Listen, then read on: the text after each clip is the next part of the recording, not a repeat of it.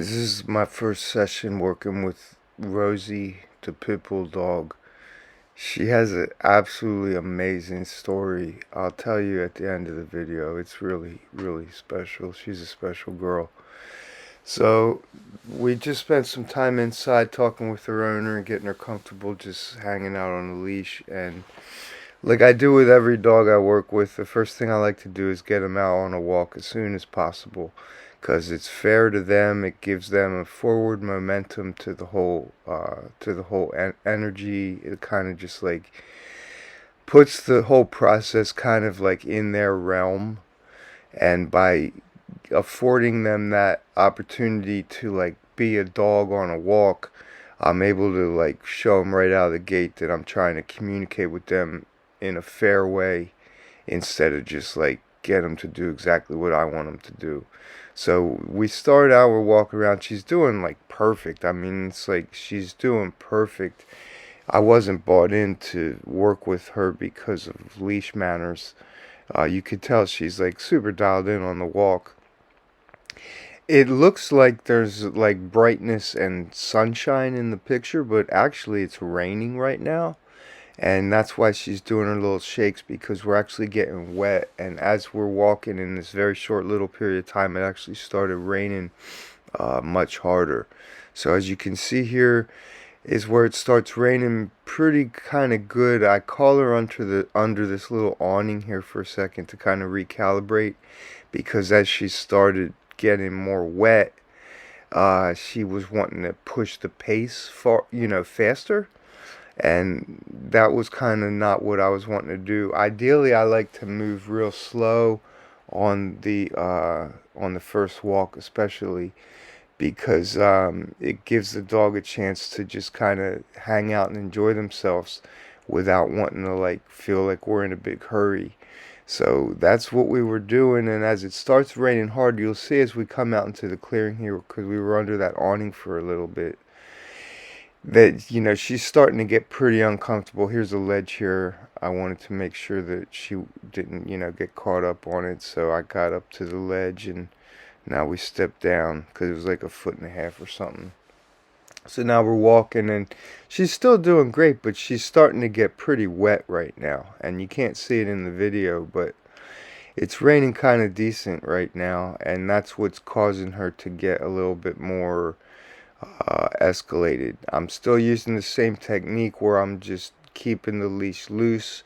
On a first walk with a dog, I really don't care if they're ahead of me, as long as they're not pulling me. So that's all you see. As soon as she got ahead of me where the leash was tight and she started wanting to go faster than me, I just stop and like, make her walk around in a little circle and get her back to that state of mind where the leash isn't like, pulling me forward with her. See, she's trying to do it again. And the only reason that she shifted into this state of mind all of a sudden, it seems, is because it's raining pretty hard, and I'm actually getting kind of soaked too. Neither of us had on our rain jackets because it wasn't really raining when we walked outside. So I'm trying to get her back to indoors as soon as possible, because I'm actually kind of uncomfortable right now. But I don't want to just like fail her in the sense of like letting her just straight up pull me back to the door. So I'm trying to work with her and pick up the pace and see how I don't care if she's in front of me. I just don't want her to get in front of me so much that she's pulling on the leash and totally ignoring me. So as she starts to pull here, I just say, okay, look, you can be in front of me, but let's just kind of do this together. You can see she's crossing over in front of me, which I'm not dealing with that at all. It's no big deal. I just don't want her to be pulling me. So the first walk, the dog gets a lot of freedom. They can like crisscross around me and do all kinds of stuff as long as the leash is loose. My goal is for them to just be content without pulling. She picked up something off the ground there, which I'm not really into, but like I said, it's kind of pouring rain at that point, and this is my first session. I don't want to start a battle with her over some random thing on the ground, so I just kind of let that go, although in the future I would definitely address that. So now we're back into the shop, and we're going to come towards the owner, and I'll start explaining what I'm actually doing here with the dog, why I was brought in to help this dog, and for what specific reasons. So as you see, I gave her two corrections right there to pull her back towards me, because as we come in and she can hear and see her owner, she wants to kind of forget all about me and just run and jump all over him. She's got a lot of excitement and stuff, and he's talking with a person who was not in the shop when we left. So she's not only going to want to see her owner, but she wants to visit the new guy too. So I'm just making sure that I don't let her get, too far ahead of herself in terms of, getting too excited about what's going on. So I'm just trying to help create some space for her so her state of mind stays good. And but I don't want to turn it into a battle. So I let her come over here, and you see, she sees the new person. She starts wagging. If there was no leash right now, she would literally like jumping up on the new person and like doing all that. So that's what we're working with her is manners. So you can see the new guy over there talking to her owner, and she's doing good. She's like, okay, I see him.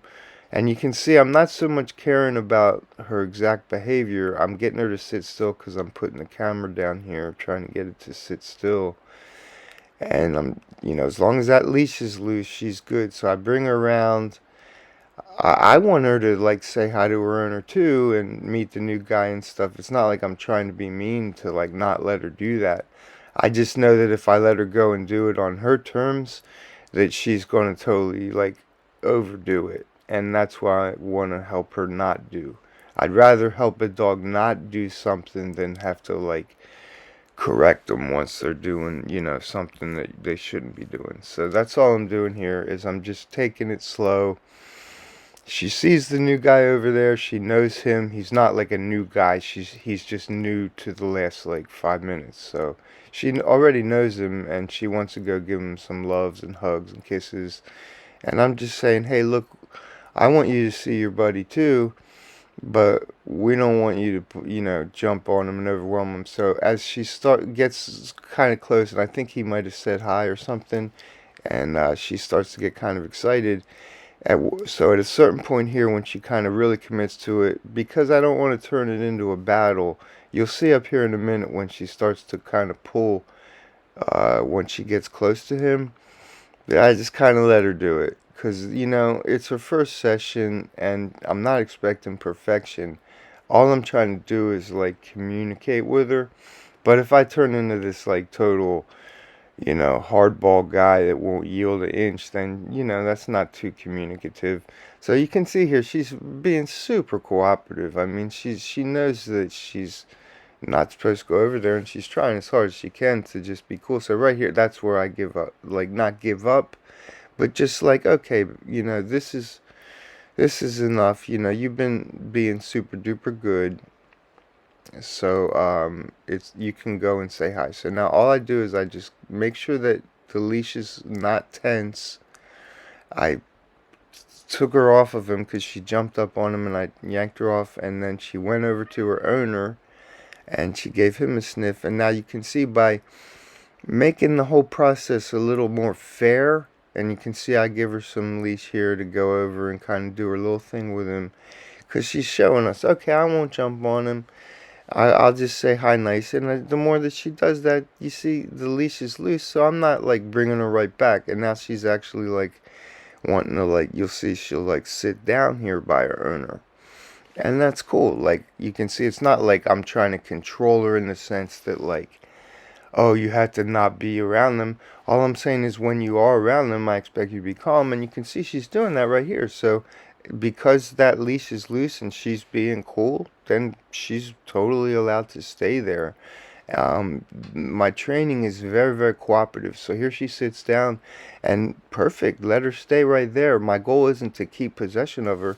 It's to let her understand that when she is around her owner and new people, that she needs to be in a good state of mind and calm.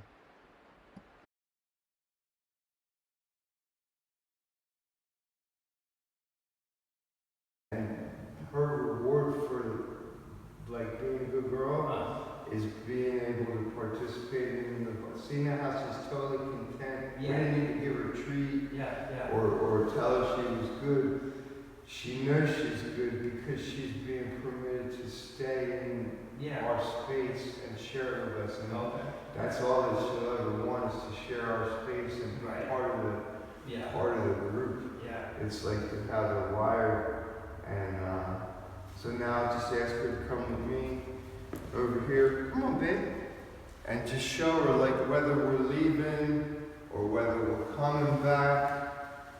There's no need to get worried that we're leaving or anxious. Excited we're coming. It's like just stay in the flow. Yeah. We'll come over and say hi again. Okay. Because dogs, they gravitate towards stability and they don't want any of us to become, they want to know that their role is all the time. Right. So, and the more that we can give them a place, Yeah. then they just calm right down and all that behavior stuff just, there's no, Yeah. there's just no place for it. And now you see how calm she is. Yeah, she's like totally chill. Yeah.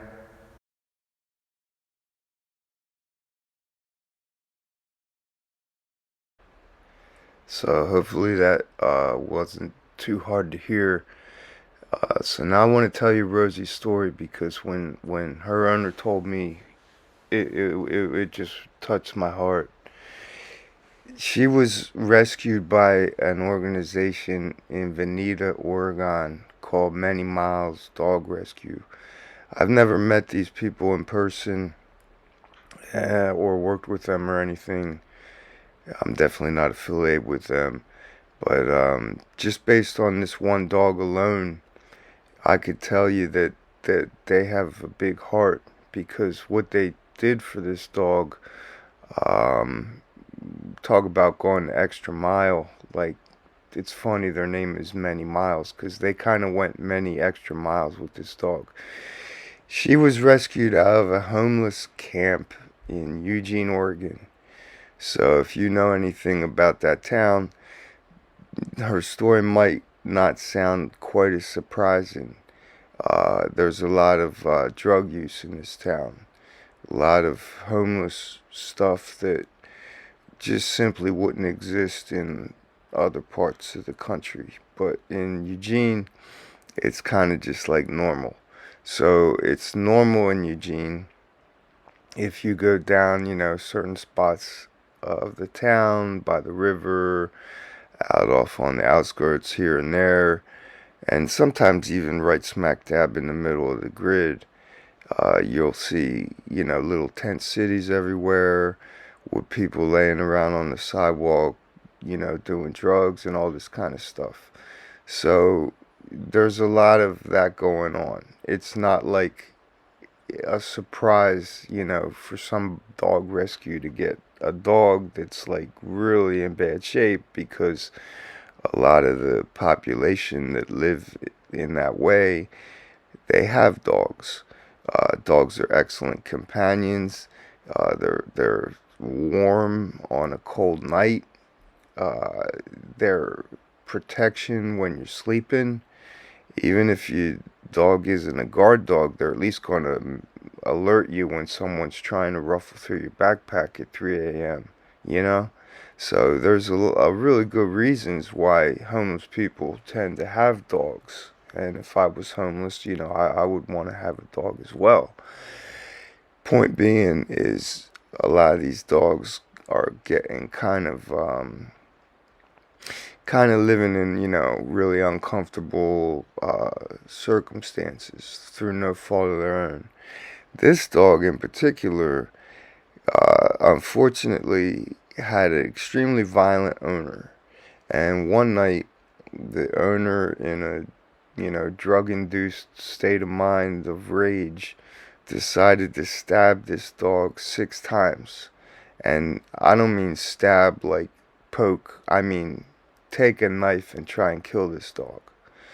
And that's what he did. He tried to kill the dog. 6 times stabbed, and somehow in the whole process of wrestling, he broke her back leg so severely that the bone was sticking out of it.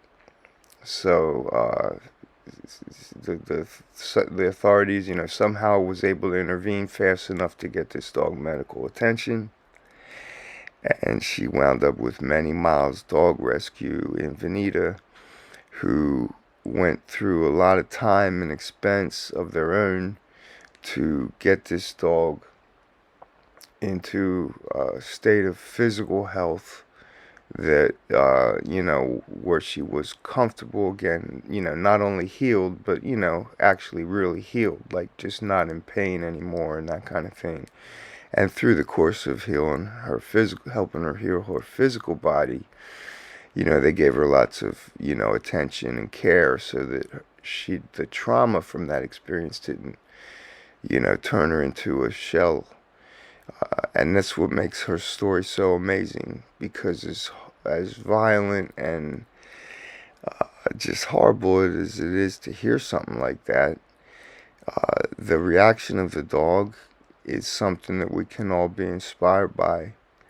She's probably one of the most loving dogs that you might encounter. Not to say there's not a lot of loving dogs. I'm just saying this dog, she's just an absolute total sweetheart.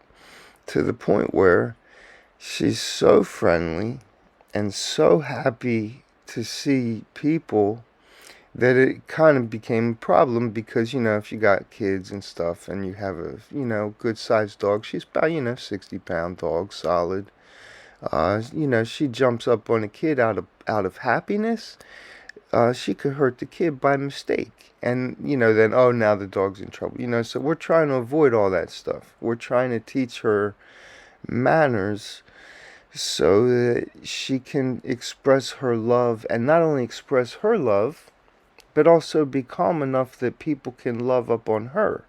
Because if she's going 2,000 miles a minute, climbing all over every new person that walks into the shop or whatever, it's hard for anybody to reciprocate any affection to her, because she's just totally dominating them. So by teaching her to be calm in expressing her love, we're also opening up the doorway for her to receive a whole bunch of affection from from all the people that she's trying to love and share love with. So it's a win-win for everybody involved. She went and got adopted by pretty much the perfect owner. This guy is just perfect situation. Couldn't really ask for a better situation. Not only is he a good guy, he's humble. He has stable energy. He's a mature man who has a calm confidence about him that's not ego-driven. But in addition to that character aspect of his energy is the fact that he owns his own business, and he's able to take her to work with him every day. So she's with him all the time, and then jump in the truck, go home, cook some dinner, hang out with the fam, play with the kid, the whole 9 yards, right? Which is awesome. She literally like won the lottery by having this guy adopt her, and that's what he's trying extra hard to make sure that he does her good. Like he wants her to not only be safe and well fed and never in danger, but he wants her to be happy. And part of what the problem is, and why I'm here to help her, is because she loves him so much, and he's such a helpful influence on her life to like really keep her in a state of happiness instead of like reliving her past trauma and being scared of everything. She really feeds off of this guy, and it's a beautiful thing to see, because she has developed that kind of bond with him. She gets really, really strong separation anxiety. And, he's trying to run a business here, and he's got, things that he needs to do. And as much as he tries to incorporate her into his day-to-day routine, there's moments where he'll have to be running heavy machinery, and it'll be just straight up dangerous to have her, like, running around. or she'll have to go and stay off in her little crate and not be able to see him for periods of time, or he might have to go and pick up a part in the work truck or with the shop employee guy, and there's just it's not practical to have her come. So there's going to be and times where she has to learn how to be calm when he's not there. And that's what we were saying in the part where we went back to the original audio about how whether she's coming to say hi or going away to say bye, we want her to just be calm and feeling like, hey, what's happening in this present moment is not eternity. Like if we're saying bye, he'll be back. And if we're saying hi, it'll happen again. I don't have to use all my excitement on the first time. So that's why I'm here working with her, is to teach her how to have a good, safe, secure feeling state of mind without being totally latched onto him like he's, you know, absolutely indispensable part of her ability to like breathe.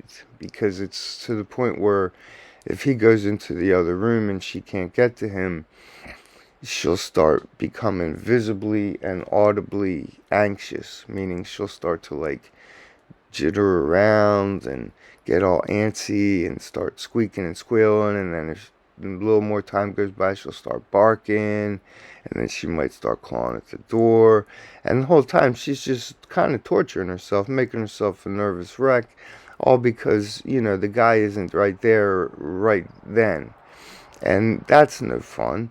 So part of making sure that she's a happy, well-balanced dog is for the owner to step in and help her through that. And he's brought me on so that I can participate in that process and be an extra resource for them as they learn to communicate in a way that she feels safe even when he's not there, and gets to enjoy him when he comes back without, knocking him over or putting muddy dog paw prints on his new clothes or any of that kind of stuff. Where she actually truly gets to really, really enjoy his presence when he's coming and he's going. So that's what my goal is with this dog. She's already super well adjusted, happy as could be, no aggression, no protective instincts, no real anxiety, which is absolutely amazing considering what she's been through. You would think she's like the most nervous dog you would ever want to meet, but quite the contrary. She's extremely happy, but she takes it too far to the point where she's like, I need my owner or else I'm going to freak out. And that's not healthy. So we're just going to keep her in that happy place and just show her how to be calm and trust, when her owner isn't there. Thanks for watching to the end. This was a longer than normal video, but this is an extremely special dog, and she deserves her time to get some recognition for all she's been through and how good she's being. This was only her first training session, and she put up pretty much zero resistance. She participated enthusiastically in everything that we asked of her. And then we're doing some crate exercises over here that are off to the side. I didn't think to move the camera because I kind of forgot it was even filming. But I actually crawled in the crate and was inviting her into the crate to enjoy it with me, to show her that, when the crate is calm, one of the exercises that we're going to have the owner do is that start to eat lunch in the crate with her so that she can equate being in that crate with being calm. So, yeah, thanks for watching, and stay tuned. There will be another episode with Rosie. She's a sweetheart, and we're going to get her to a really good space. Thanks again.